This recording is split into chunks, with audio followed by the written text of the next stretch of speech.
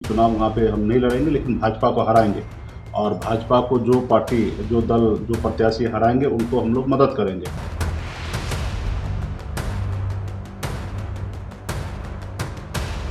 हमने देखा कि बोछा में भी हमने चुनाव लड़ा और अकेले अपने दम पर हमने 30,000 वोट लाया, भाजपा को वहाँ पे चुनाव हारना पड़ा।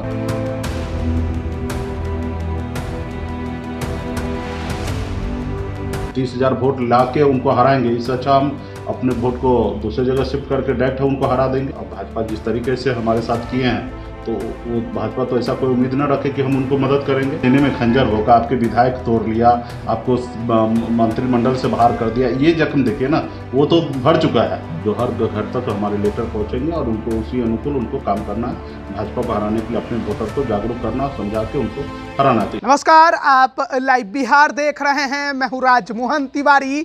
जैसे जैसे उपचुनाव के मतदान की तारीख नज़दीक आती जा रही है, वैसे वैसे बिहार में हो रहा 2 सीटों का उपचुनाव बेहद ही दिलचस्प बनता जा रहा है। और आपको मालूम है कि पिछले दिनों वीआईपी पार्टी के मुखिया मुकेश सहनी ने महागठबंधन के समर्थन में एक बड़ा ऐलान किया। उन्होंने कहा कि महागठबंधन के दोनों ही प्रत्याशियों को वीआईपी अपना समर्थन देगी और उनको जिताने के लिए काम करेगी। लेकिन देखिए, बात केवल इतनी ही नहीं है।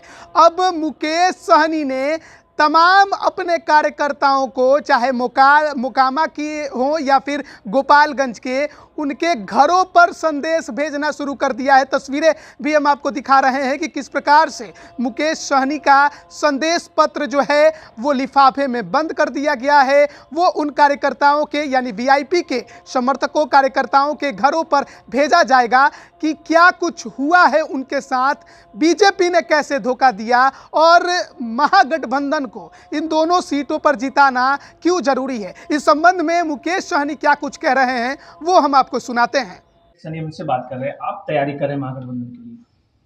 नहीं, देखिए, पहले निर्णय लिया गया था कि पार्टी की तरफ से हमें वहाँ पे चुनाव लड़ना था गोपालगंज में। हम लोगों ने बहुत हद तक पूरी तैयारी भी कर रखा था, लेकिन फिर बाद में हम लोगों ने निर्णय लिया कि चुनाव वहाँ पे हम नहीं लड़ेंगे, लेकिन भाजपा को हराएंगे और भाजपा को जो पार्टी, जो दल, जो प्रत्याशी हराएंगे उनको हम लोग मदद करेंगे। तो हमने सर्वे किया, उसमें हमने देखा कि भाजपा को आरजेडी के प्रत्याशी मजबूती से लड़ रहे हैं और भाजपा को हराएंगे। तो ऐसी जगह पे मेरा जो उद्देश्य है कि भाजपा को हराना, तो उस उद्देश्य को पूरा करने के लिए हमारे जितने भी वोटर है, कार्यकर्ता है, सपोर्टर है, उन लोगों को घर पे मैसेज आना चाहिए कि वीआईपी पार्टी का उद्देश्य क्या है। भारतीय जनता वीआईपी पार्टी का उद्देश्य है कि भाजपा को हराना, और इसके लिए हम लोगों ने संदेश घर घर तक भेजने का काम कर रहे हैं।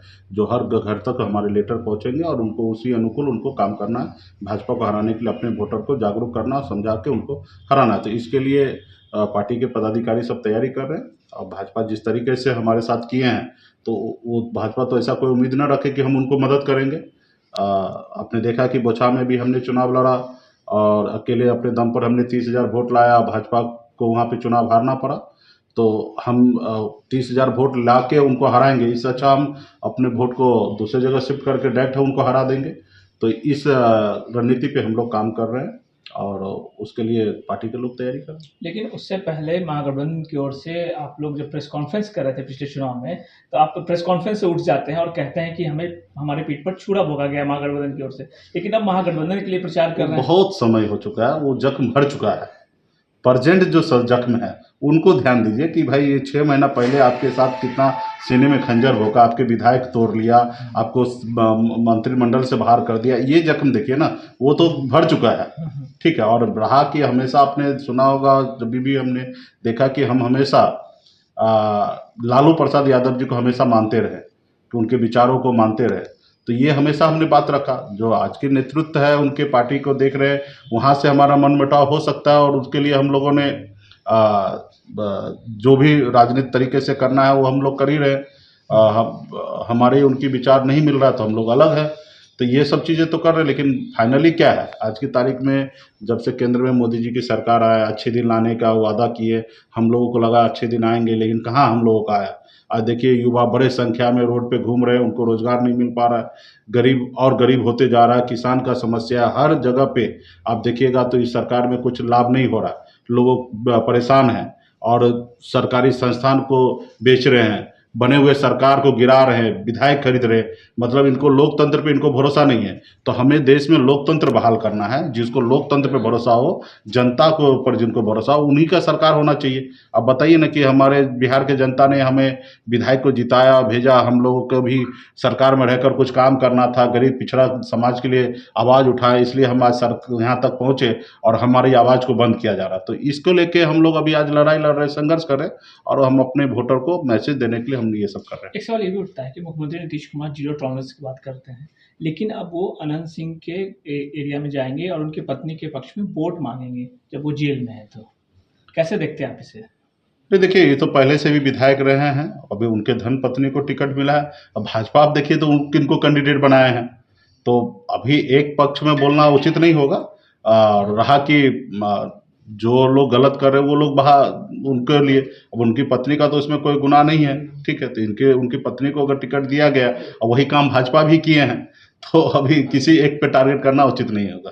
तो अभी आप सुन रहे थे मुकेश सहनी को, उन्होंने तमाम उनके साथ घटी राजनीतिक घटनाओं का जिक्र किया, जिस प्रकार से बीजेपी ने विधायकों को तोड़ा उसके बारे में बताया, मंत्रिमंडल से बर्खास्त कैसे किए गए वो बताया, साथ ही साथ बोचहा जो उपचुनाव उन्होंने लड़ा और उस वहाँ पर लगभग 30,000 के आसपास उन्हें वोट मिला था, वो भी उन्होंने बताया कि बीजेपी को हराने का उन्होंने काम किया। लेकिन केवल हराना मकसद नहीं है, जब उन्हें हराना ही है तो क्यों ना दूसरे खेमे को अपना समर्थन देकर बुरी तरह से हराया जाए। इसलिए उन्होंने महागठबंधन को समर्थन देने का ऐलान किया और केवल समर्थन देने भर की बात नहीं है, अब आरजेडी के उम्मीदवारों को जिताने के लिए वो अपने कार्यकर्ताओं को संदेश भी भेज रहे हैं। देखिए, मुकेश सहनी का जो संगठन है वो भले ही नया हो, लेकिन उनके पार्टी में जो कमेटियां बनाई जाती हैं वो निचले से निचले स्तर पर का है। देखिए, हमारे पास 3 पंपलेट हम आपको दिखा रहे हैं।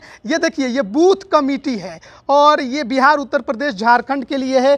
यहाँ पर 15 सदस्यों को रखा गया है। इसके अलावा पंचायत कमेटी है, देखिए यहाँ पर 20 सदस्य होते हैं। इसके अलावा देखिए प्रखंड कमेटी भी आपको नज़र आएगी, जहाँ पर 6 लोग जो हैं वो अलग अलग तरीके के होते हैं, जिसमें 51 सदस्य हैं और बूथ कमेटी में 15 सदस्य हैं और जो पंचायत कमेटी है वहाँ पर 20 पद हैं और 51 सदस्यों का होने का जो संख्या है वो निर्धारित किया गया है। तो मुकेश सहनी की पार्टी जो है वो बूथ कमेटी तक काम करती है और ऐसे में अपने कार्यकर्ताओं को जब वो संदेश भेजेंगे तो हो सकता है कि उसका एक बड़ा धारा अब महागठबंधन के समर्थन में उतर जाए और उतरेगा तो निश्चित तौर पर बीजेपी को नुकसान हो सकता है। बोचहा में तो हुआ है, लेकिन इन 2 सीटों पर भी होगा, कितना होगा ये देखने वाली बात होगी। आप बने रहिए लाइव बिहार के साथ। आप सभी का बहुत बहुत धन्यवाद। लाइव बिहार यूट्यूब पर सब्सक्राइब